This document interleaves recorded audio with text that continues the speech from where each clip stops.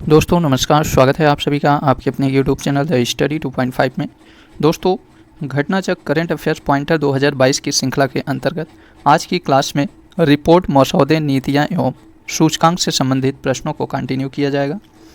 इससे पहले दोस्तों हम लोग राष्ट्रीय परिदृश्य के अंतर्गत इसके पिछले वाले वीडियो में हम लोग कुछ प्रश्नों को कंप्लीट कर चुके हैं। आज का यह क्लास राष्ट्रीय परिदृश्य का दूसरा क्लास है। जो लोग इसके पहले वाले वीडियो को नहीं देखे हैं, वीडियो डिस्क्रिप्शन में उपलब्ध है, आप सभी वहां से देख सकते हैं। तो आज की क्लास में हम लोग राष्ट्रीय परिदृश्य को ही आगे कंटिन्यू कर रहे हैं, जिसमें हम लोग रिपोर्ट, मसौदे, नीतियां और सूचकांक से संबंधित प्रश्नों को आगे कंटिन्यू करेंगे। तो चलिए हम लोग इसे शुरू करते हैं। आइए हम लोग सीधे इसके प्रश्नों पर चलते हैं। चलिए हम लोग प्रश्नों को शुरू करते हैं। राष्ट्रीय अपराध रिकॉर्ड ब्यूरो द्वारा कौन सी रिपोर्ट जारी की गई है? तो यह भारत में अपराध 2021 रिपोर्ट जारी की गई है। राष्ट्रीय अपराध रिकॉर्ड ब्यूरो के अनुसार वर्ष 2021 में किस भारतीय राज्य में सर्वाधिक साइबर अपराध दर्ज किए गए हैं? तो यह किस भारतीय राज्य में सर्वाधिक साइबर अपराध के मामले दर्ज किए गए हैं? तो तेलंगाना में दर्ज किए गए हैं। वहीं वर्ष 2021 में किस भारतीय राज्य में सर्वाधिक आर्थिक अपराध के मामले दर्ज किए गए हैं? तो यह राजस्थान में दर्ज किए गए हैं। वर्ष 2021 में किस राज्य में अनुसूचित जनजाति के खिलाफ सर्वाधिक अपराध दर्ज किए गए?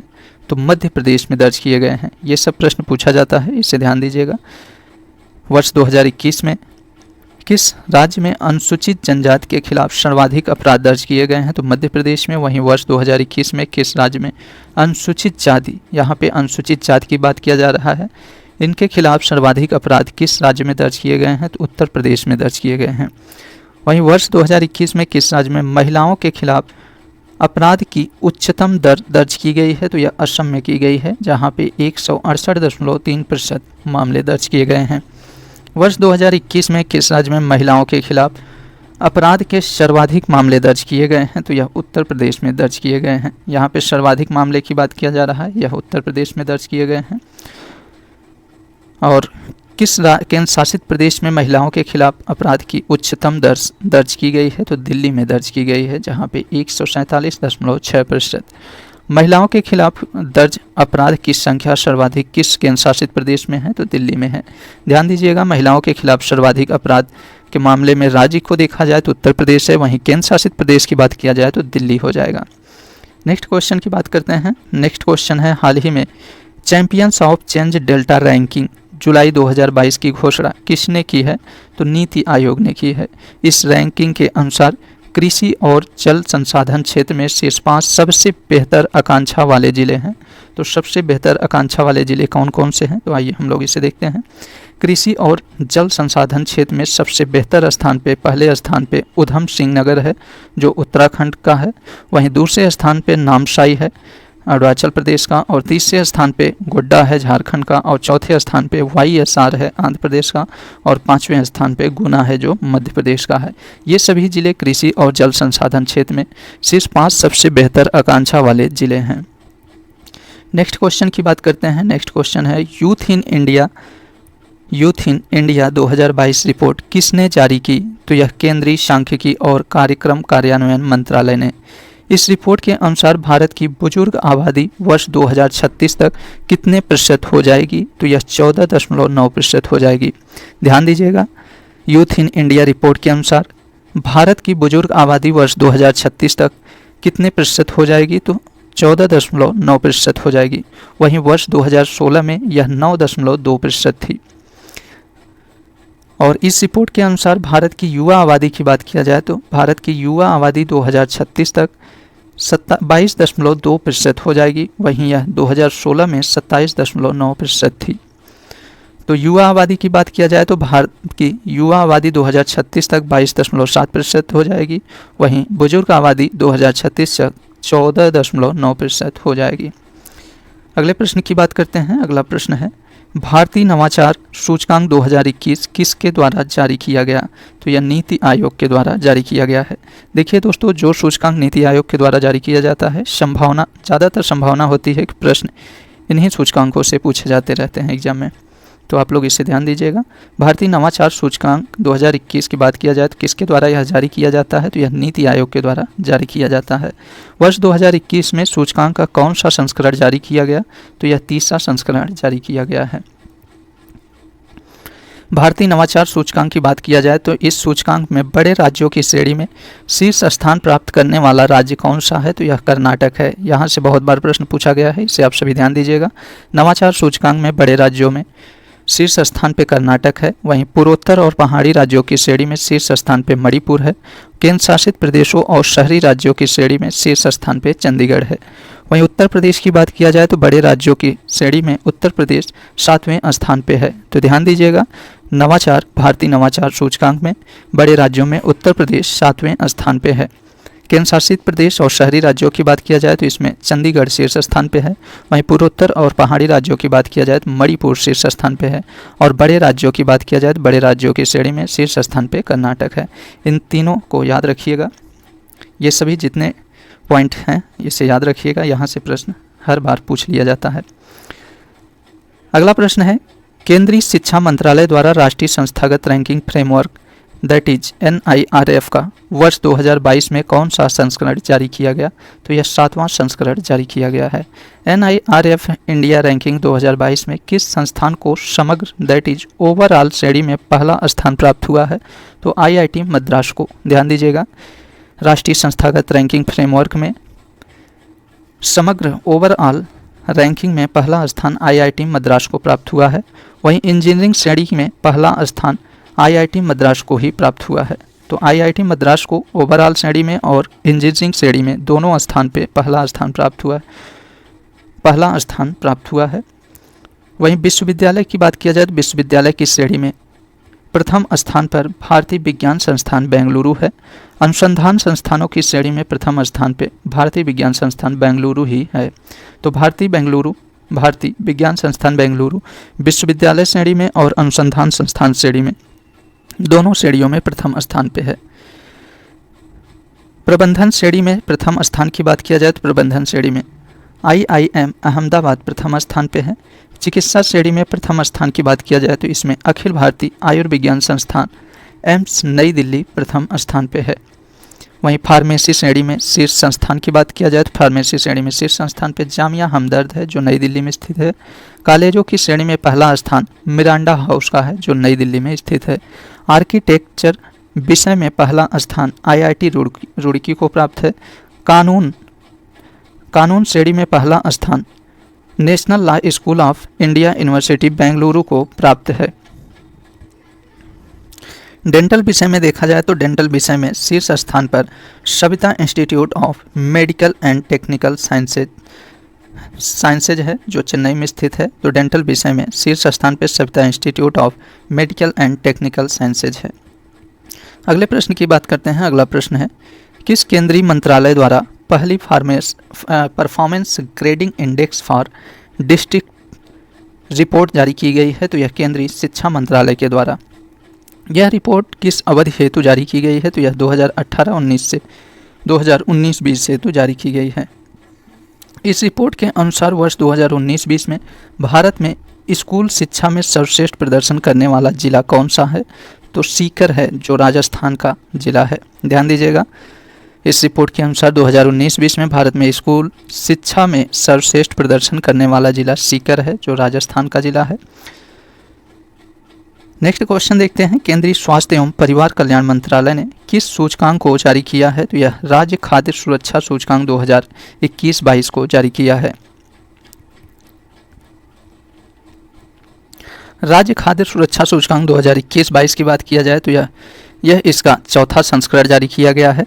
वहीं बड़े राज्यों में प्रथम स्थान की बात किया जाए तो राज्य खाद्य सुरक्षा सूचकांक में बड़े राज्यों में प्रथम स्थान पे तमिलनाडु है और छोटे राज्यों में प्रथम स्थान पे गोवा है। केंद्र शासित प्रदेश में प्रथम स्थान जम्मू कश्मीर का है। ये बहुत इंपॉर्टेंट प्रश्न है, इससे ध्यान दीजिएगा। राज्य खाद्य सुरक्षा सूचकांक 2021-22 में इसका चौथा संस्करण जारी किया गया। इसमें बड़े राज्यों में प्रथम स्थान पे तमिलनाडु है और छोटे राज्यों में प्रथम स्थान पे गोवा है। वहीं केंद्र शासित प्रदेश में प्रथम स्थान पे जम्मू एवं कश्मीर है। राज्य खाद्य सुरक्षा सूचकांक में बड़े राज्यों की श्रेणी में उत्तर प्रदेश की स्थान पे है, तो उत्तर प्रदेश 8वें स्थान पे है जिसका कुल स्कोर 54.5 है। अगला प्रश्न है, हाल ही में राज्य ऊर्जा और जलवायु सूचकांक किसके द्वारा जारी किया गया है? तो नीति आयोग के द्वारा जारी किया गया है। इस सूचकांक में बड़े राज्यों में शीर्ष स्थान किसका है? तो गुजरात का है। वहीं छोटे राज्यों में गोवा का प्रथम स्थान है। तो राज्य ऊर्जा और जलवायु सूचकांक में बड़े राज्यों में शीर्ष स्थान पे गुजरात है और छोटे राज्यों में गोवा शीर्ष स्थान पे है। बड़े राज्यों में उत्तर प्रदेश की बात किया जाए तो राज्य ऊर्जा और जलवायु सूचकांक में उत्तर प्रदेश बड़े राज्यों में 13वां स्थान पे है। किस केंद्र शासित प्रदेश को इस सूचकांक में पहला स्थान प्राप्त हुआ है? तो चंडीगढ़ को। ठीक है, केंद्र शासित प्रदेश की बात किया जाए तो इस सूचकांक में चंडीगढ़ को पहला स्थान प्राप्त हुआ है। नेक्स्ट क्वेश्चन है, किस मंत्रालय द्वारा केंद्रीय मीडिया प्रत्यायन दिशा निर्देश 2022 जारी किया गया? तो यह केंद्रीय सूचना एवं प्रसारण मंत्रालय के द्वारा। हाल ही में इंडिया प्रेस फ्रीडम रिपोर्ट 2021 किसने जारी किया? तो यह rights and risk analysis group द्वारा जारी किया गया है। इस रिपोर्ट के अनुसार पत्रकारों पर सर्वाधिक हमले किस राज्य एवं केंद्र शासित प्रदेश में हुए? तो जम्मू एवं कश्मीर में हुए हैं। इस रिपोर्ट के अनुसार पत्रकारों एवं मीडिया संगठनों पर हमलों की दृष्टि से शीर्ष 4 राज्य एवं केंद्र शासित प्रदेश हैं। तो इसमें प्रथम स्थान पे जम्मू एवं कश्मीर है, जहां पे पत्रकारों एवं मीडिया संगठनों पर सबसे ज़्यादा हमले हुए हैं। वहीं दूसरे स्थान पे उत्तर प्रदेश है और तीसरे स्थान पे मध्य प्रदेश और चौथे स्थान पे त्रिपुरा है। नेक्स्ट है, हाल ही में री imagining health care in India through blended finance report किसके द्वारा जारी किया गया? तो नीति आयोग के द्वारा जारी किया गया है। सतत विकास लक्ष्य 3 दैट इज SDG 3 का संबंध किससे है? तो अच्छे स्वास्थ्य एवं कल्याण से है। नेक्स्ट है, जिला स्तरीय सुशासन सूचकांक जारी करने वाला पहला केंद्र शासित प्रदेश कौन सा है? तो यह जम्मू एवं कश्मीर है। ध्यान दीजिएगा, जिला स्तरीय की बात किया जा रहा है। जिला स्तरीय सुशासन सूचकांक जारी करने वाला पहला केंद्र शासित प्रदेश जम्मू कश्मीर है। स्ट्रीट फॉर पीपुल चैलेंज के विजेताओं के रूप में कितने शहरों का चयन किया गया है? तो 11 शहरों का चयन किया गया है। ये 11 शहर कौन कौन से हैं? तो आइए इसमें देखते हैं। तो इसमें बेंगलुरु, गुरुग्राम, औरंगाबाद, कोच्चि, कोहिमा, नागपुर, पिपरी, चिंचवाड़ा, पुणे, उदयपुर, उज्जैन और विजयवाड़ा है। इनका चयन किया गया है। तो इनका चयन केंद्रीय आवासन और शहरी मामलों के मंत्रालय द्वारा किया गया है। मंत्रालय ने नर्चरिंग नेबरहुड चैलेंज के कितने विजेता शहरों की घोषणा की है? तो 10 शहरों की है। ये 10 शहर कौन कौन से हैं? तो इसमें बेंगलुरु, हुबली, धारवाड़, इंदौर, जबलपुर, काकीनाडा, कोच्चि, कोहिमा, राउरकेला, बड़ोदरा और वारंगल है। अगला प्रश्न देखते हैं। अगला प्रश्न है, इंडिया स्किल्स 2021 राष्ट्रीय प्रतियोगिता के सम्मान समारोह में का आयोजन कहाँ हुआ? तो तालकटोरा इंडोर स्टेडियम नई दिल्ली में हुआ है। भारत सरकार के किस मंत्रालय ने इसका आयोजन किया है? तो कौशल विकास एवं उद्यमिता मंत्रालय ने। प्रतियोगिता के शीर्ष 3 विजेता राज्य कौन से हैं? तो इसमें शीर्ष 3 विजेता राज्य में ओडिशा शीर्ष पर है, वहीं दूसरे स्थान पे महाराष्ट्र और केरल तीसरे स्थान पे है। प्रतियोगिता में उत्तर प्रदेश की बात किया जाए तो उत्तर प्रदेश का स्थान 13वां है, जिसमें उत्तर प्रदेश 1 स्वर्ण, 13 रजत, 2 कांस्य, 2 उत्कृष्टता पदक के साथ कुल 13 इन पदकों के साथ उत्तर प्रदेश 13वें स्थान पे है। नेक्स्ट है, किस राज्य सरकार ने महिलाओं के लिए नई नीति 2021 का मसौदा जारी किया है? तो यह तमिलनाडु किया है। नवाचार उपलब्धियों पर संस्थानों की अटल रैंकिंग 2021 में किस संस्थान को लगातार तीसरी बार प्रथम स्थान प्राप्त हुआ है? तो IIT मद्रास को नवाचार उपलब्धियों पर संस्थानों की अटल रैंकिंग 2021 में लगातार तीसरी बार प्रथम स्थान प्राप्त हुआ है। Atal ranking of institution on innovation achievement किसके द्वारा जारी किया गया? तो केंद्रीय शिक्षा मंत्रालय के द्वारा जारी किया गया है। 27 दिसंबर 2021 को किसने चौथा राज्य स्वास्थ्य सूचकांक जारी किया है? तो नीति आयोग ने। ध्यान दीजिएगा, चौथा राज्य स्वास्थ्य सूचकांक नीति आयोग के द्वारा जारी किया गया है। इस सूचकांक में किस अवधि को संदर्भ वर्ष के रूप में लिया गया है? तो वर्ष 2019-20 को लिया गया है। बड़े राज्यों में समग्र स्वास्थ्य प्रदर्शन के मामले में शीर्ष एवं अंतिम स्थान पर कौन सा राज्य है? तो राज्य स्वास्थ्य सूचकांक में बड़े राज्यों में समग्र स्वास्थ्य प्रदर्शन के मामले में शीर्ष स्थान पे केरल है, वहीं अंतिम स्थान पर उत्तर प्रदेश है। तो ध्यान दीजिएगा, राज्य स्वास्थ्य सूचकांक में अंतिम स्थान पर उत्तर प्रदेश है, इसे ध्यान रखिएगा। उत्तर प्रदेश से संबंधित ये प्रश्न पूछा जा सकता है। और वहीं शीर्ष स्थान की बात किया जाए तो केरल शीर्ष स्थान पे है। बड़े राज्यों में दूसरे एवं तीसरे स्थान पर कौन से राज्य हैं? तो दूसरे स्थान पे तमिलनाडु और तीसरे स्थान पे तेलंगाना है। सुशासन सूचकांक 2021 कब जारी किया गया? तो यह 25 दिसंबर 2021 को। इस सूचकांक को किसने जारी किया? तो अमित शाह ने, केंद्रीय गृह मंत्री ने इसको जारी किया है। इस सूचकांक को किसके द्वारा तैयार किया जाता है? तो यह प्रशासनिक सुधार एवं लोक शिकायत विभाग के द्वारा तैयार किया जाता है। इस सूचकांक में राज्य एवं केंद्र शासित प्रदेशों को कितनी श्रेणियों में बांटा गया है? तो कुल 4 श्रेणियों में बांटा गया है। ये 4 श्रेणियाँ कौन कौन से हैं? तो आइए देखते हैं। इसमें पहले श्रेणी के अंतर्गत राज्य समूह ए में कुल 10 राज्यों को शामिल किया गया है। वहीं राज्य समूह बी में 8 राज्य और तीसरे श्रेणी के अंतर्गत उत्तर पूर्व एवं पहाड़ी राज्यों को कुल 11 राज्यों को शामिल किया गया है। वहीं केंद्र शासित चौथे श्रेणी में केंद्र शासित प्रदेश के अंतर्गत कुल 7 राज्यों को शामिल किया गया है। वहीं बात किया जाए समूह ए की, तो समूह ए में शीर्ष स्थान प्राप्तकर्ता कौन सा राज्य है? तो गुजरात है। गुजरात समूह ए में शीर्ष प्राप्तकर्ता राज्य गुजरात है। वहीं समूह बी में शीर्ष स्थान पे मध्य प्रदेश है और उत्तर पूर्व एवं पहाड़ी राज्यों की श्रेणी में शीर्ष स्थान पे हिमाचल प्रदेश है। केंद्र शासित प्रदेशों में शीर्ष स्थान पे दिल्ली है। और उत्तर प्रदेश को किस श्रेणी में रखा गया है? तो उत्तर प्रदेश को श्रेणी बी में रखा गया है। और गुड गवर्नेंस इंडेक्स GGI 2021 में उत्तर प्रदेश समग्र रैंकिंग में कौन सा स्थान हासिल किया है? तो 5वां स्थान हासिल किया है। बिहार समूह बी के अंतर्गत कौन से स्थान पे है? तो यह 6वें स्थान पे है। तो गुड गवर्नेंस इंडेक्स में उत्तर प्रदेश किस स्थान पे है? तो 5वें स्थान पे है, इसे ध्यान दीजिएगा। और वहीं बिहार की बात किया जाए तो बिहार 6वें स्थान पे है।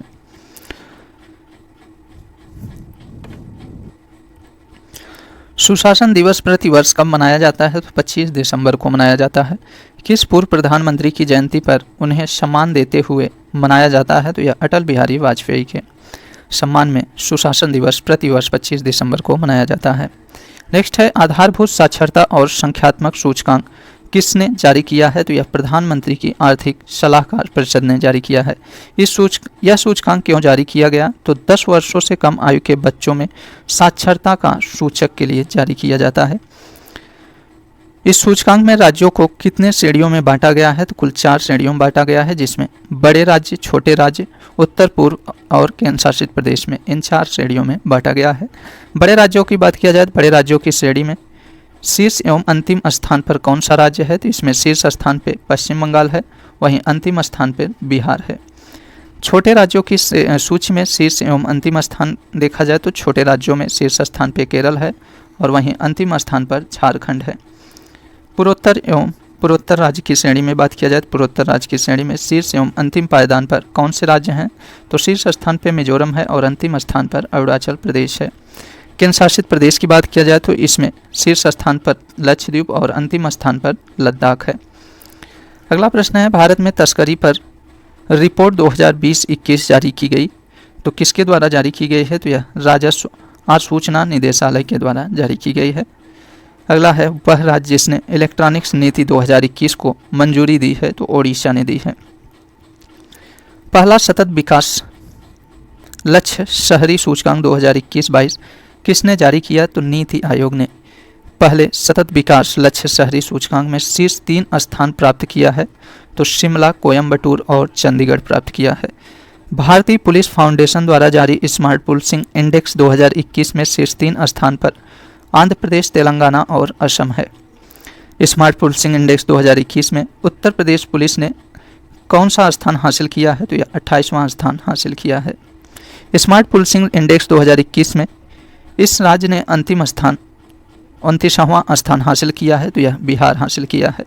तो स्मार्ट पुलिसिंग इंडेक्स 2021 में बिहार अंतिम स्थान पे है, इसे ध्यान दीजिएगा। अगला प्रश्न है पुलिस थानों को ग्रेड देने हेतु गृह मंत्रालय की वार्षिक एक्सरसाइज के हिस्से के रूप में देश के सर्वश्रेष्ठ पुलिस स्टेशन के रूप में स्थान दिया गया है, तो यह सदर बाजार थाना दिल्ली को पहला स्थान दिया गया है। वहीं दूसरा स्थान गंगापुर थाना ओडिशा को दिया गया है। वहीं तीसरा स्थान भट्टू कला थाना हरियाणा को दिया गया है। NGO प्रथम ने इस रिपोर्ट के 16वें संस्करण को प्रकाशित किया है, तो किस रिपोर्ट को एनजीओ ने 16वें संस्करण के रूप में प्रकाशित किया है? तो शिक्षा की वार्षिक स्थिति रिपोर्ट, ग्रामीण शिक्षा की वार्षिक स्थिति रिपोर्ट को प्रकाशित किया है।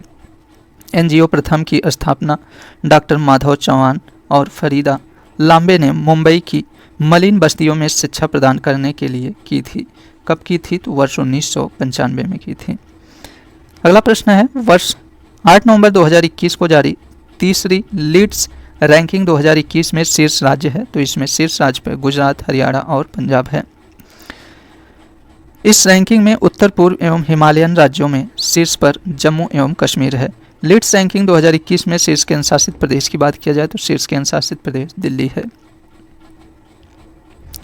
राज्य ऊर्जा दक्षता सूचकांक 2020 का विकास किया है? तो ऊर्जा दक्षता ब्यूरो तथा alliance for an energy efficiency economy ने। वह राज्य जिसने राज्य ऊर्जा दक्षता सूचकांक 2020 में प्रथम स्थान प्राप्त किया है तो यह कर्नाटक प्राप्त किया है। राज्य ऊर्जा दक्षता सूचकांक 2020 में अग्रणी श्रेणी में शामिल 2 जिले हैं, 2 राज्य हैं। तो ये 2 राज्य कौन से हैं? तो कर्नाटक और राजस्थान है। तो राज्य ऊर्जा दक्षता सूचकांक 2020 में अग्रणी श्रेणी में कर्नाटक और राजस्थान है। स्वच्छता के मुद्दे पर देश के सभी नगर निगमों तथा शहरी स्थानीय निकायों के मध्य स्वच्छ प्रतिस्पर्धा बढ़ाने के लिए वर्ष 2016 में आरंभ किया गया तो स्वच्छ सर्वेक्षण का आरंभ किया गया है। 20 नवंबर 2021 को जारी स्वच्छ सर्वेक्षण 2021 में स्वच्छ सर्वेक्षण के अंतर्गत शामिल शहरों एवं स्थानीय निकायों की संख्या कितनी है? तो 4320 शहर हैं इसमें शामिल। केंद्र सरकार द्वारा केंद्रीय आवासन एवं शहरी मामलों के मंत्रालय के अंतर्गत 3 जुलाई 2020 को स्वच्छ सर्वेक्षण 2021 के लिए पुरस्कारों की जिस नई श्रेणी की घोषणा की गई है तो उसका नाम क्या है? तो उसका नाम प्रेरक दौड़ सम्मान है। स्वच्छ सर्वेक्षण 2021 में प्रेरक दौड़ सम्मान के अंतर्गत पुरस्कारों की 5 अतिरिक्त उप श्रेणियाँ हैं। तो इसमें 5 अतिरिक्त उप श्रेणियाँ कौन कौन से हैं? तो इसमें हम लोग देखते हैं। पहला है दिव्य, प्लेटिनम और अनुपम गोल्ड है, और उज्ज्वल सिल्वर, उदित ब्रांज और आरोही एस्पायरिंग है। ये 5 उप श्रेणियाँ हैं जो प्रेरक दौड़ सम्मान के अंतर्गत दिए जाते हैं। स्वच्छ सर्वेक्षण 2021 की रैंकिंग में शीर्ष 10 शहरों में 1 लाख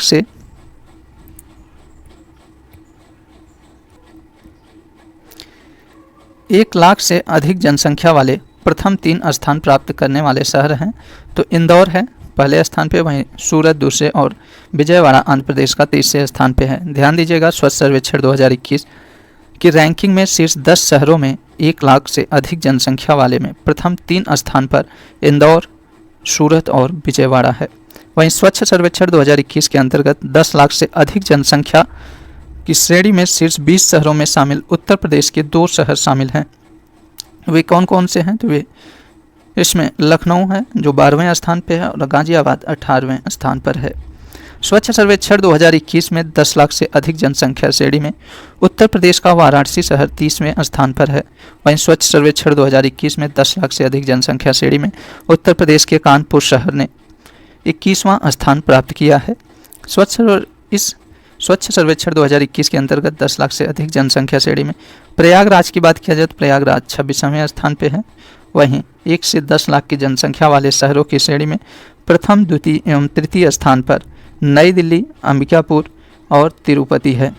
तो पहले स्थान पे नई दिल्ली है, दूसरे स्थान पे छत्तीसगढ़ का अंबिकापुर है और तीसरे स्थान पे आंध्र प्रदेश का तिरुपति है। वहीं स्वच्छ सर्वेक्षण 2021 में गंगा नगरों 1 लाख से अधिक जनसंख्या में प्रथम एवं द्वितीय स्थान देखा जाए तो प्रथम स्थान पे उत्तर प्रदेश के वाराणसी है, वहीं दूसरे स्थान पे बिहार के मुंगेर नगर है। वहीं गंगा नगरों में 1 लाख से कम जनसंख्या में प्रथम एवं द्वितीय स्थान देखा जाए तो उत्तर प्रदेश का कन्नौज प्रथम स्थान पे और बिजनौर जिले दूसरे स्थान पे है। तो स्वच्छ सर्वेक्षण 2021 के तहत घोषित प्रेरक दौड़ सम्मान में दिव्य प्लैटिनम श्रेणी में वर्गीकृत 5 शहर कौन कौन से हैं? तो इसमें इंदौर, सूरत, नई दिल्ली, नवी मुंबई और तिरुपति है। ये सभी शहर दिव्य प्लैटिनम श्रेणी के वर्गीकृत हैं। रिपोर्ट, मसौदे और सूचकांक से संबंधित हम लोग प्रश्नों को कंप्लीट कर लिए। आइए अब हम लोग राष्ट्रीय प्रदेश के अंतर्गत आयोजन एवं कार्यक्रम से संबंधित प्रश्नों को देखते हैं। चलिए हम लोग इसके प्रश्नों को शुरू करते हैं। भारत का 12वां राष्ट्रीय विज्ञान फिल्म महोत्सव 2022 का आयोजन कहाँ किया गया? तो भोपाल में किया गया है। ध्यान दीजिएगा, भारत का 12वां राष्ट्रीय विज्ञान फिल्म महोत्सव 2022 का आयोजन मध्य प्रदेश के भोपाल में किया गया है। हाल ही में किस भारतीय राज्य एवं केंद्र शासित प्रदेश में वर्चुअल स्कूल का शुभारंभ किया गया? तो यह दिल्ली में किया गया है। इस वर्चुअल स्कूल का क्या नाम रखा गया? तो दिल्ली वर्चुअल मॉडल स्कूल नाम रखा गया है। केंद्र सरकार के अंतर्गत तटीय सफाई दिवस मनाने के लिए किस अभियान की शुरुआत की गई? तो यह स्वच्छ सागर सुरक्षित सागर अभियान की शुरुआत की गई है। इस अभियान को संचालित किया गया है तो 75 दिनों तक 75 समुद्री तटों पर संचालित किया गया है। अंतर्राष्ट्रीय तटीय दिवस कब मनाया जाता है? तो प्रत्येक वर्ष सितंबर माह के तृतीय शनिवार को मनाया जाता है। वर्ष 2022 में यह दिवस 17 सितंबर को मनाया गया है। नेक्स्ट है, केंद्रीय जनजातीय कार्य मंत्रालय का गोल कार्यक्रम का उद्देश्य क्या है? तो इसका उद्देश्य जनजातीय युवाओं के डिजिटल कौशल को बढ़ाना है। गोल कार्यक्रम में जनजाति गोल की बात किया जाए तो गोल कार्यक्रम goal that is going online at leaders है। इस कार्यालय में जनजातीय कार्य मंत्रालय को कौन सहयोग प्रदान करता है? तो मेटा फेसबुक इंडिया प्रदान करता है। गोल कार्यक्रम के पहले चरण का आरंभ कब हुआ? तो यह मई 2020 में हुआ। गोल 2.0 के दूसरे चरण का आरंभ 28 जून 2022 को किया गया। अगला है, केंद्र सरकार ने 75वें स्वतंत्रता दिवस के अवसर पर देश भर में किस अभियान की शुरुआत की? तो हर घर तिरंगा अभियान की शुरुआत की। दिल्ली डायलॉग के 12वें संस्करण का आयोजन कहाँ किया गया? तो नई दिल्ली में किया गया है। दिल्ली डायलॉग 2022 का विषय क्या है? तो इसका विषय हिंद प्रशांत क्षेत्र को परस्पर जोड़ना है। गुजरात में नमक उत्पादन कार्य से जुड़ी महिला श्रमिकों को अक्षय ऊर्जा श्रेणी में कार्य हेतु प्रशिक्षित करने हेतु किस पहल की शुरुआत की गई है? तो प्रोजेक्ट सूर्य की शुरू की गई है। प्रोजेक्ट सूर्य पहल की शुरुआत की गई है। इस प्रोजेक्ट का किसके द्वारा लॉन्च किया गया है? इस प्रोजेक्ट को किसके द्वारा लॉन्च किया गया है? तो रिन्यू के द्वारा लॉन्च किया गया है। और रिन्यू ने इस पहल को किसकी सहायता से लॉन्च किया? तो यह संयुक्त राष्ट्र पर्यावरण कार्यक्रम के और संयुक्त राष्ट्र पर्यावरण कार्यक्रम और स्वनियोजित महिला संघ के सहयोग से यह पहल शुरू की है। पहले क्षेत्रीय खिलौना मेला का आयोजन कहाँ किया गया? तो पंडित दीनदयाल उपाध्याय हस्तकला संकुल वाराणसी में किया गया है। इस मेले का आयोजन वस्त्र मंत्रालय द्वारा किसके सहयोग से किया गया? तो यह हस्तशिल्प निर्मित संवर्धन परिषद के सहयोग से। पहले अतुल्य भारत अंतर्राष्ट्रीय क्रूज सम्मेलन 2022 का आयोजन कहाँ किया गया? तो मुंबई में किया गया है। इसका आयोजन संयुक्त रूप से किसके द्वारा किया गया?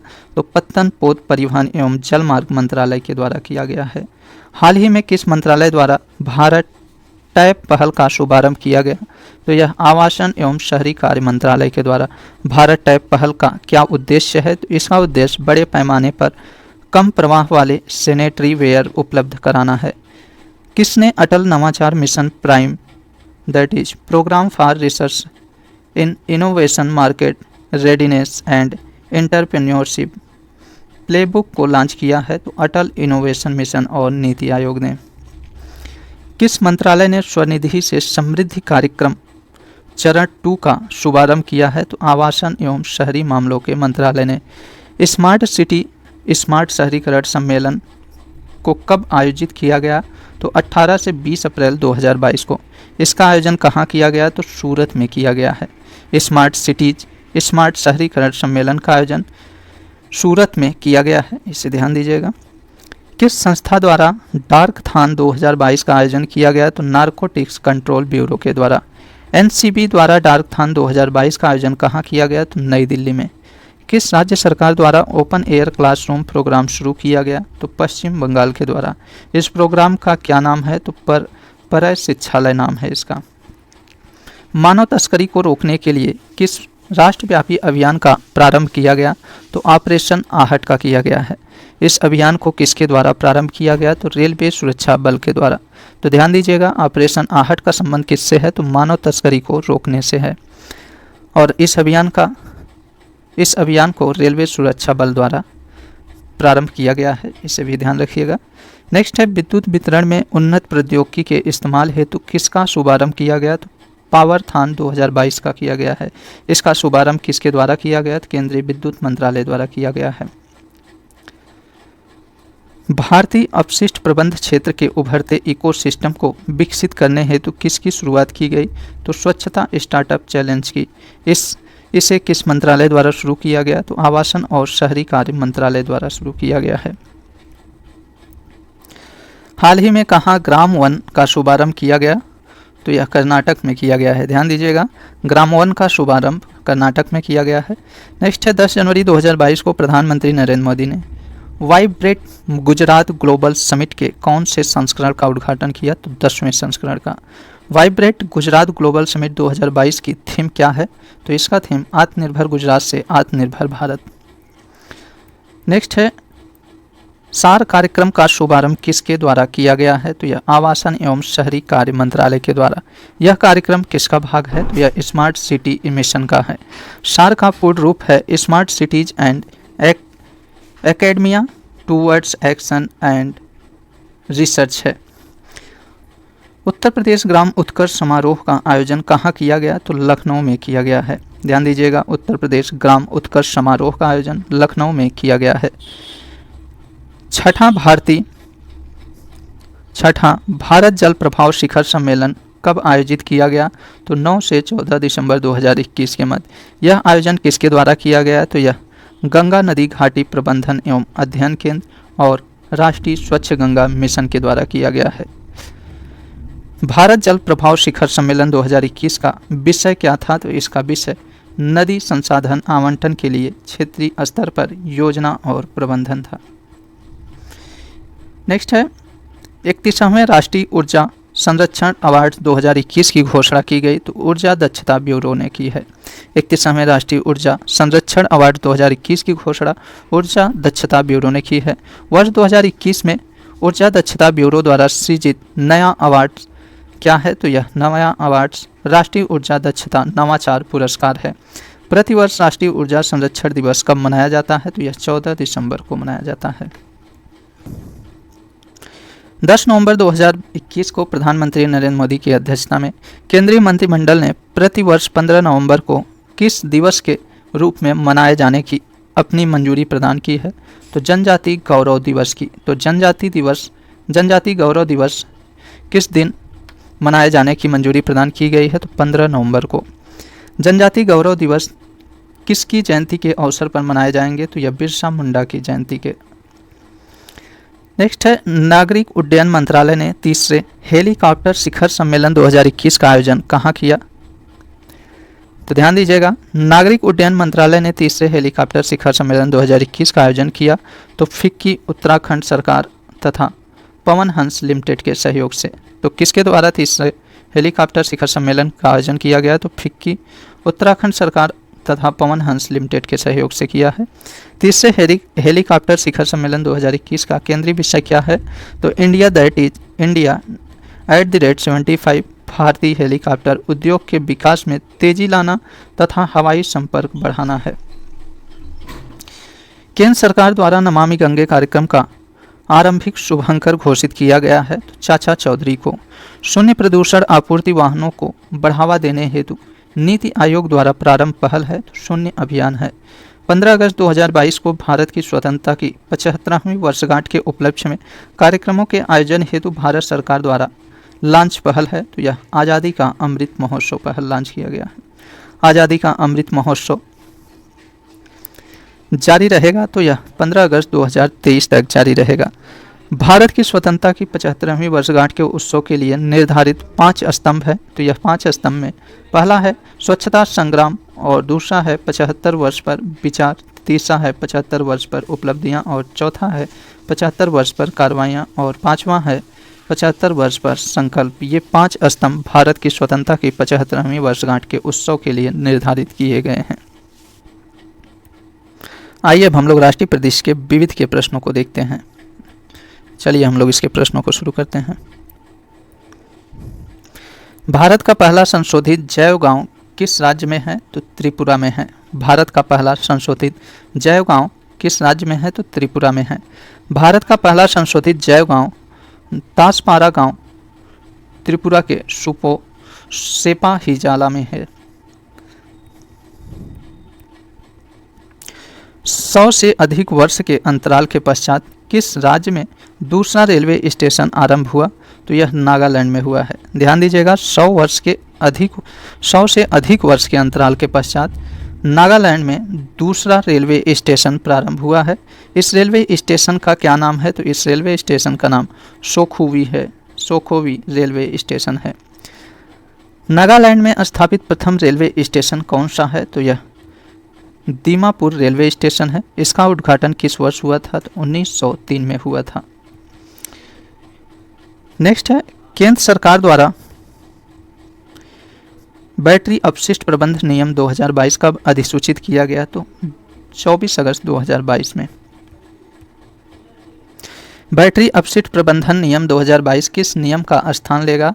तो यह बैटरी प्रबंधन एवं संचालन नियम 2001 का स्थान लेगा।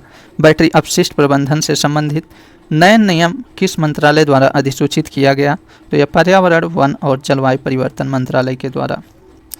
प्रधानमंत्री नरेंद्र मोदी ने किस कैंसर अस्पताल एवं अनुसंधान केंद्र को राष्ट्र को समर्पित किया? तो होमी भाभा कैंसर अस्पताल एवं अनुसंधान केंद्र को। यह कैंसर अस्पताल कहाँ स्थित है? तो यह साहिबजादा अजीत सिंह नगर, मोहाली, पंजाब में स्थित है। हाल ही में केंद्र सरकार ने किस झील को राष्ट्रीय महत्व का स्थल घोषित करने की अपनी मंशा प्रकट की है? तो अनंगताल झील, नई दिल्ली। भारत का पहला 3D प्रिंटिंग पोस्ट ऑफिस कहाँ स्थापित किया गया?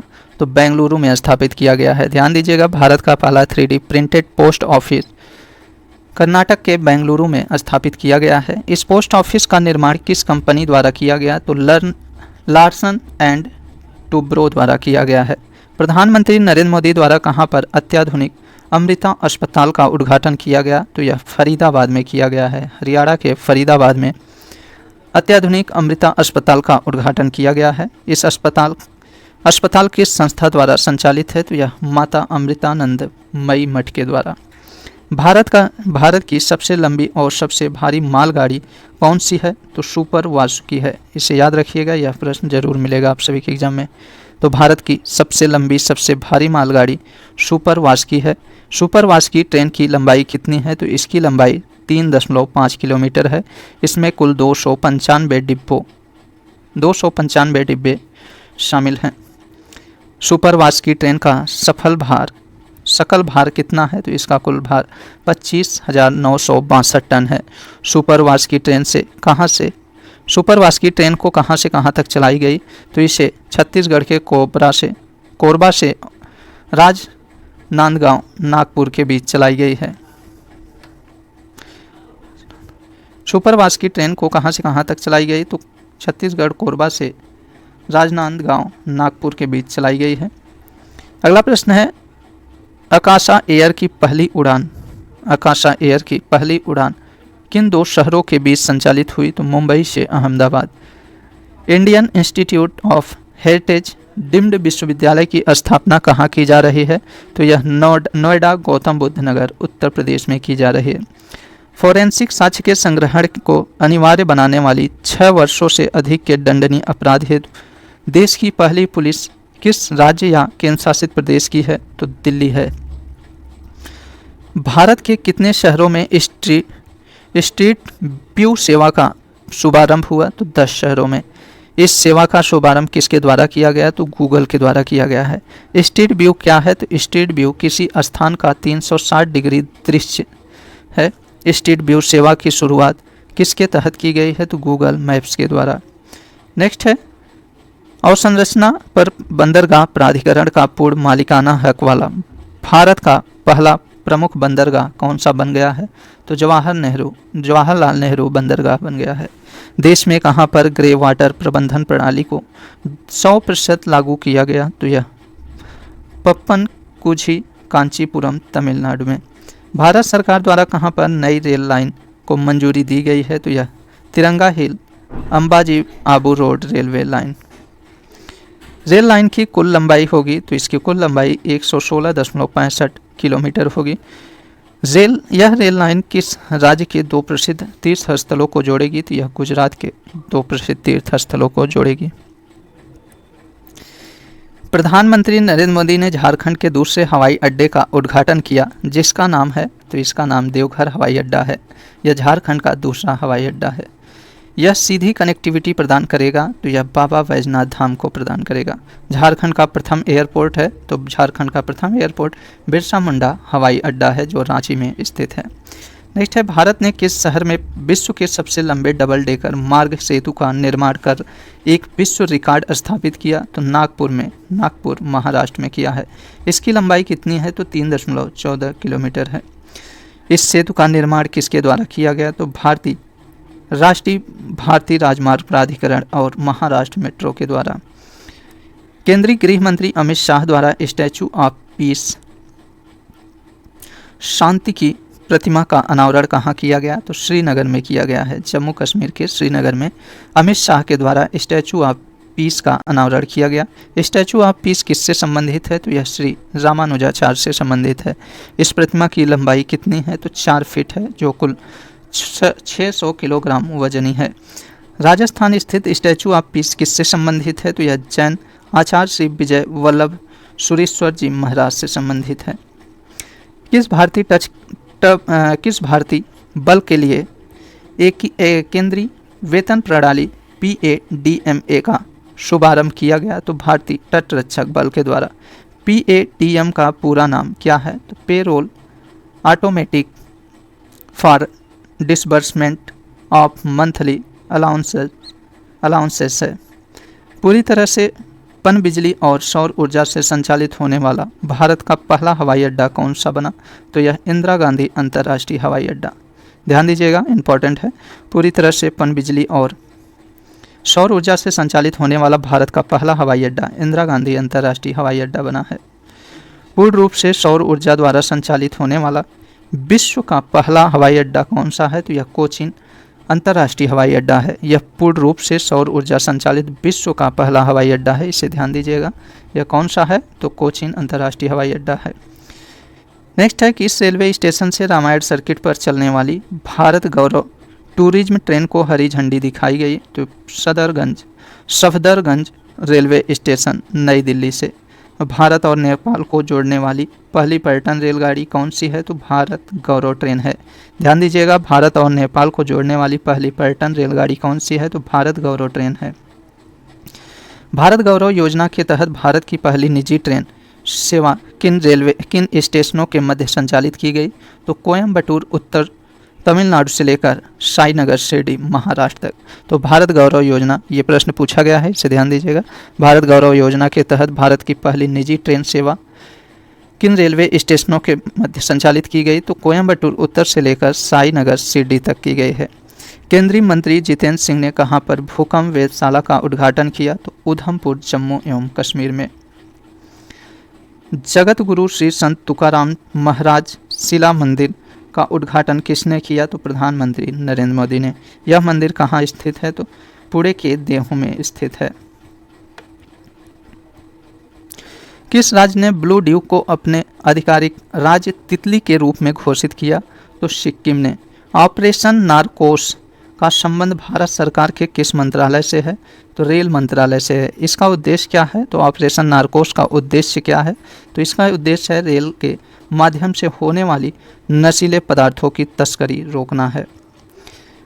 किसी राष्ट्रीय उद्यान के अंतर्गत स्थित किसी गांव के सामुदायिक वन संसाधन अधिकारों को मान्यता देने वाला दूसरा राज्य बन गया है? तो यह छत्तीसगढ़ बना है। CFR को मान्यता देने वाला पहला राज्य ओडिशा था। पहली बार डाक विभाग द्वारा ड्रोन का उपयोग कर डाक को कहां से कहां तक पहुंचाया गया? तो यह हाबे गांव से नेर गांव तक, जो गुजरात के कच्छ जिले में स्थित है। तो पहली बार डाक विभाग द्वारा ड्रोन के उपयोग कर डाक को कहां से कहां तक पहुंचाया गया? तो गुजरात के कच्छ जिले में स्थित हाबे गांव से लेकर नेर गांव तक पहुंचाया गया। नेक्स्ट है, राष्ट्रीय साइबर फॉरेंसिक प्रयोगशाला का उद्घाटन कहाँ किया गया? तो यह हैदराबाद में किया गया है। इसका उद्घाटन हैदराबाद स्थित किस प्रयोगशाला में के परिसर में किया गया? तो केंद्रीय फॉरेंसिक विज्ञान प्रयोगशाला परिसर में किया गया है। केंद्रीकृत मार्ग का अधिकार अनुप्रयोगों और अनुमतियों की प्रक्रिया को सुव्यवस्थित बनाने हेतु किस पोर्टल की शुरुआत की गई? तो गति शक्ति संचार की। इस पोर्टल की शुरुआत किसके द्वारा किया गया? तो दूरसंचार विभाग के द्वारा। स्किल इंडिया इंटरनेशनल सेंटर कहाँ स्थापित किया गया? तो वाराणसी में किया गया है। उत्तर प्रदेश के वाराणसी में स्किल इंडिया इंटरनेशनल सेंटर स्थापित किया गया है। किस राज्य की पुलिस को प्रेसिडेंट्स कलर्स पुरस्कार से सम्मानित किया गया? तो असम की पुलिस को। असम इस पुरस्कार को प्राप्त करने वाला कौन सा राज्य है? तो 10वां राज्य है। हाल ही में लाइफ स्टाइल रोगों के निदान और नियंत्रण के लिए कौन सा ऐप लॉन्च किया गया? तो शैली ऐप लॉन्च किया गया है। यह ऐप किस राज्य की सरकार ने लॉन्च किया? तो केरल ने लॉन्च किया है। कौन सा भारतीय राज्य अंतर्राष्ट्रीय डाटा केंद्र स्थापित करेगा? तो त्रिपुरा करेगा। इस केंद्र को स्थापित करने के लिए उसने किसके साथ समझौता किया? तो NIXICSE के साथ। किस राज्य ने स्पेस टेक फ्रेमवर्क लॉन्च किया है? तो तेलंगाना ने।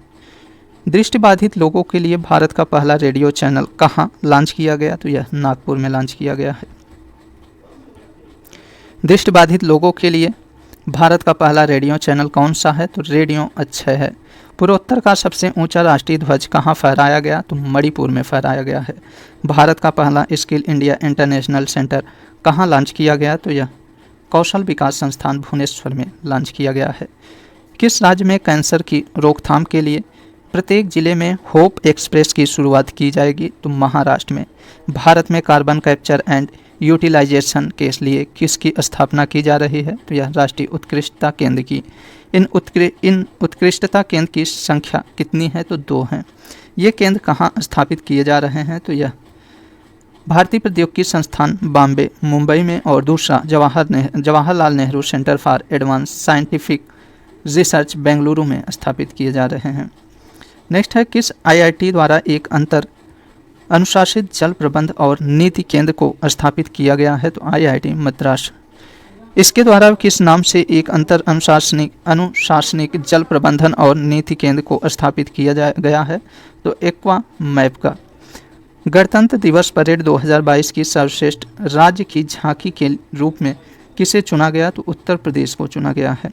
इस परेड में किस राज्य ने पॉपुलर चॉइस श्रेणी में सर्वश्रेष्ठ पुरस्कार जीता? तो महाराष्ट्र ने। पर्यावरण समाज एवं शासन पर भारत की पहली अनुसंधान चेयर की स्थापना हेतु भारतीय प्रबंध संस्थान अहमदाबाद ने किसके साथ समझौता किया है? तो यह राष्ट्रीय निवेश एवं अवसंरचना कोष लिमिटेड के द्वारा। किस राज्य ने प्रौद्योगिकी पार्क का उद्घाटन किया है? तो यह मेघालय ने। इस पार्क का नाम क्या है? तो इसका नाम शिलांग प्रौद्योगिकी पार्क है। किस डिवीजन ने 7वीं टेक्सटाइल ट्रेन का संचालन किया है? तो यह मुंबई सेंट्रल ने, जो पश्चिमी रेल के अंतर्गत संचालित किया गया है। इसका संचालन कहाँ से कहाँ तक किया गया? तो इसका संचालन चलथन से संक रेल तक। पहली टेक्सटाइल एक्सप्रेस का उद्घाटन कब किया गया? तो इसका उद्घाटन 1 सितंबर 2021 को। भारत सरकार के गृह मंत्रालय ने राष्ट्रपिता महात्मा गांधी के कुल्हड़ों से बने भित्ति चित्र का अनावरण कहाँ किया? तो साबरमती रिवर फ्रंट अहमदाबाद गुजरात में। तो राष्ट्रपिता महात्मा गांधी के कुल्हड़ों से बने भित्ति चित्र का अनावरण कहाँ किया गया? तो साबरमती रिवर फ्रंट अहमदाबाद में किया गया है। लाल रंग की चमकीले मिट्टी के 2975 कुल्हड़ों से दीवार पर बने इस 100 वर्ग मीटर के भित्ति चित्र की क्या विशेषता है? तो इसकी विशेषता भारत में अपनी तरह का केवल दूसरा और गुजरात में पहला भित्ति चित्र है।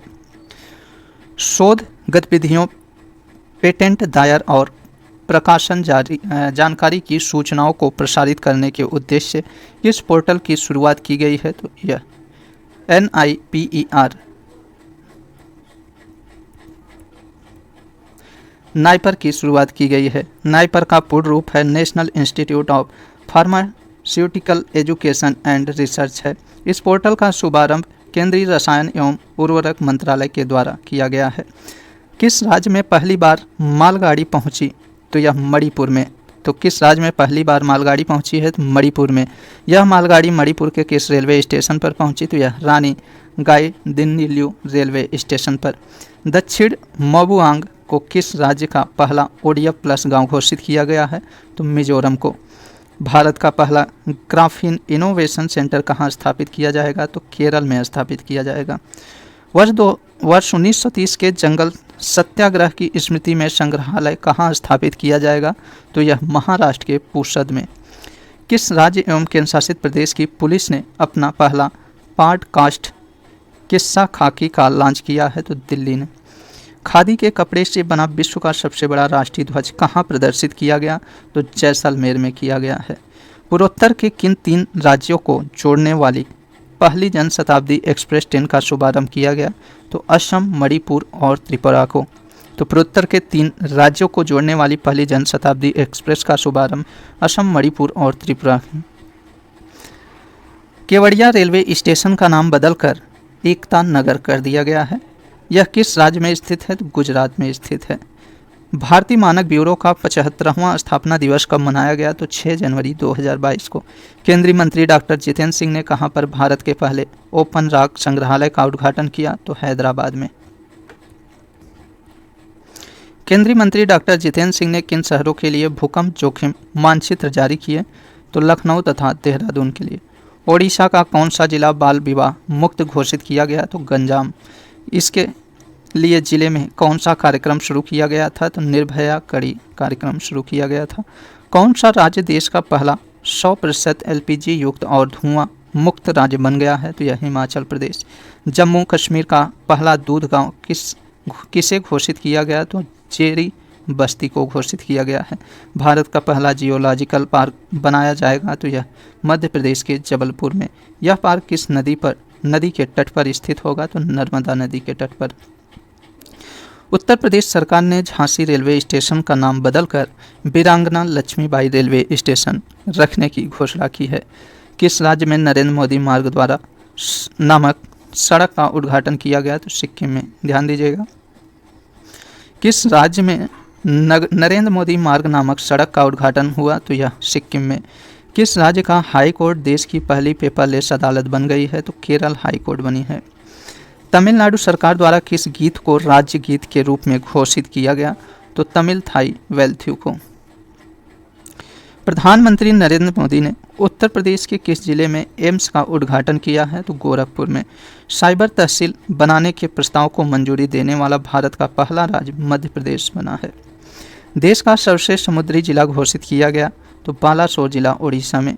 देश का सर्वश्रेष्ठ समुद्री राज्य घोषित किया गया? तो आंध्र प्रदेश को। ध्यान दीजिएगा, देश का सर्वश्रेष्ठ समुद्री जिला उड़ीसा के बालासोर को घोषित किया गया, वहीं देश का सर्वश्रेष्ठ समुद्री राज्य आंध्र प्रदेश को घोषित किया गया है। स्वच्छ ऊर्जा प्रतिबद्धता के लिए सतत विकास प्रकोष्ठ का गठन करने वाला मंत्रालय है? तो यह कोयला मंत्रालय है। यूपी के पहले एयर पॉल्यूशन कंट्रोल टावर का उद्घाटन किया गया है? तो यह नोएडा में किया गया है। प्रधानमंत्री नरेंद्र मोदी ने वीडियो कॉन्फ्रेंसिंग द्वारा देश के पहले आदिवासी संग्रहालय का उद्घाटन किया? तो यह झारखंड के रांची में किया है। वह स्थान जहां पर भारत की पहली घास संरक्षिका का उद्घाटन किया गया? तो यह रानीखेत अल्मोड़ा उत्तराखंड में। 108 करोड़ रुपए की लागत राशि से 49.42 एकड़ क्षेत्र पर बनने वाला इस विश्वविद्यालय की आधारशिला गृह मंत्री अमित शाह ने रखी। तो किस विश्वविद्यालय की आधारशिला रखी? आजमगढ़ राज्य विश्वविद्यालय की। 13 नवंबर 2021 को अरुणाचल प्रदेश ने जिस तितली को राज्य तितली घोषित किया है तो वह है कैसर-ए-हिंद टीना पालपर्स इम्पीरियल्स को। 13 नवंबर को घोषित पक्के 2047 घोषणा का संबंध जिस राज्य से है तो यह अरुणाचल प्रदेश से है। पक्के 2047 घोषणा संबंधित है तो यह सतत विकास से। हवाई अड्डा आर्थिक नियामक प्राधिकरण अधिनियम 2008 के अंतर्गत प्रमुख हवाई अड्डा घोषित किया गया तो शिरडी हवाई अड्डा महाराष्ट्र को। वह एक्सप्रेस ट्रेन जो IMS प्रमाण पत्र प्राप्त करने वाली दक्षिण रेलवे की पहली ट्रेन बन गई है तो चेन्नई मैसूर शताब्दी एक्सप्रेस। ध्यान दीजिएगा, वह एक्सप्रेस ट्रेन जो IMF that is integrated management system प्रमाण पत्र प्राप्त करने वाली दक्षिण रेलवे की पहली ट्रेन बन गई है तो यह चेन्नई मैसूर शताब्दी एक्सप्रेस। भारत के सबसे बड़े landfill gas to compressed biogas संयंत्र का उद्घाटन कहाँ किया गया, तो यह हैदराबाद में। भारत की पहली वन्यजीव DNA परीक्षण प्रयोगशाला का उद्घाटन नागपुर महाराष्ट्र में किया गया है। दक्षिण अंडमान द्वीप समूह स्थित एक पर्वत चोटी है, तो यह माउंट हैरियट है। मणिपुर के स्वतंत्रता संग्राम सेनानियों को श्रद्धांजलि स्वरूप केंद्र सरकार ने अंडमान और निकोबार द्वीप समूह स्थित माउंट हैरियट का नाम बदलकर क्या कर दिया है, तो माउंट मणिपुर कर दिया है। वह शहर जो सार्वजनिक परिवहन के लिए रोपवे सेवाओं का उपयोग करने वाला पहला भारतीय शहर बन गया है, तो यह वाराणसी शहर है, उत्तर प्रदेश का वाराणसी है। भारत का पहला अटल समुदाय नवाचार केंद्र प्रारंभ किया गया, तो यह विवेकानंद ग्लोबल यूनिवर्सिटी जयपुर में किया गया है। मनरेगा के तहत भौगोलिक सूचना प्रणाली आधारित वाटरसेट योजना में जलवायु सूचना के एकीकरण के लिए जिस उपकरण का लोकार्पण किया गया, तो यह जलवायु लचीलापन सूचकांक प्रणाली और योजना का किया गया है। वह सार्वजनिक क्षेत्र की इकाई जिसको महारत्न का दर्जा दिया गया है, तो पावर फाइनेंस कॉरपोरेशन लिमिटेड को। वह भारतीय बहुराष्ट्रीय समूह जिसने जयपुर अंतर्राष्ट्रीय हवाई अड्डे का प्रबंधन संभाला है, तो अडानी समूह ने। ध्यान दीजिएगा, वह भारतीय बहुराष्ट्रीय समूह जिसने जयपुर अंतर्राष्ट्रीय हवाई अड्डे का प्रबंधन संभाला है, तो यह अडानी समूह। भारतीय रेलवे द्वारा दक्षिण मध्य रेलवे के लिए पहली बार संचालित लंबी दूरी की 2 मालगाड़ियाँ कौन सी हैं, तो यह त्रिशूल और गरुड़ हैं। वह राज्य जहाँ पर उड़ान योजना के तहत चीपी हवाई अड्डे का उद्घाटन किया गया, तो महाराष्ट्र में। चीपी हवाई अड्डे को किस नाम से जाना जाता है, तो इसे सिंधु दुर्ग हवाई अड्डे के नाम से भी जाना जाता है। मध्य प्रदेश सरकार द्वारा छिंदवाड़ा विश्वविद्यालय का नाम परिवर्तित किया गया है, तो इसका नाम परिवर्तित करके राजा शंकर शाह विश्वविद्यालय किया गया है। सिक्किम सरकार ने राज्य मछली घोषित किया है, तो यह कापर महासीर को घोषित किया है। तो सिक्किम सरकार ने कापर महासीर को राज्य मछली घोषित किया है। कापर महासीर का स्थानीय नाम कैटली है। IUCN द्वारा कापर महासीर को वर्गीकृत किया गया है, तो इसको लुप्तप्राय श्रेणी में किया गया है। उत्तर प्रदेश का वह शहर जहां राजा महेंद्र प्रताप सिंह विश्वविद्यालय की आधारशिला रखी गई, तो अलीगढ़ में। प्रधानमंत्री नरेंद्र मोदी द्वारा सरदार धाम भवन का उद्घाटन किया गया, तो अहमदाबाद में। प्रधानमंत्री नरेंद्र मोदी द्वारा तमिल कवि सुब्रमण्यम भारती के नाम पर पीठ स्थापित किए जाने की घोषणा की है, तो यह बनारस हिंदू विश्वविद्यालय में। तत्कालीन राष्ट्रपति रामनाथ कोविंद ने उत्तर प्रदेश के किस शहर में राष्ट्रीय विधि विश्वविद्यालय की आधारशिला रखी, तो प्रयागराज में। तो फ्रेंड्स, हम लोग राष्ट्रीय परिदृश्य को इस वीडियो में कंप्लीट कर लिए हैं। राष्ट्रीय परिदृश्य संबंधित जितने भी प्रश्न थे उन सभी प्रश्नों को हम लोग कंप्लीट कर लिए हैं। नेक्स्ट वीडियो में नेक्स्ट टॉपिक के साथ मिलते हैं। यदि आप सभी चैनल को अभी भी सब्सक्राइब नहीं किए हैं, तो प्लीज़ आप सभी चैनल को सब्सक्राइब कर लीजिए, क्योंकि आपका सब्सक्रिप्शन ही हमारी ताकत है। और साथ ही में ऑल बेल आइकन नोटिफिकेशन को भी प्रेस कर दीजिएगा, जिससे आने वाले नए वीडियो की नोटिफिकेशन आप सभी को प्राप्त होता रहे। तो चलिए दोस्तों, मिलते हैं नेक्स्ट वीडियो में। तब तक के लिए नमस्कार।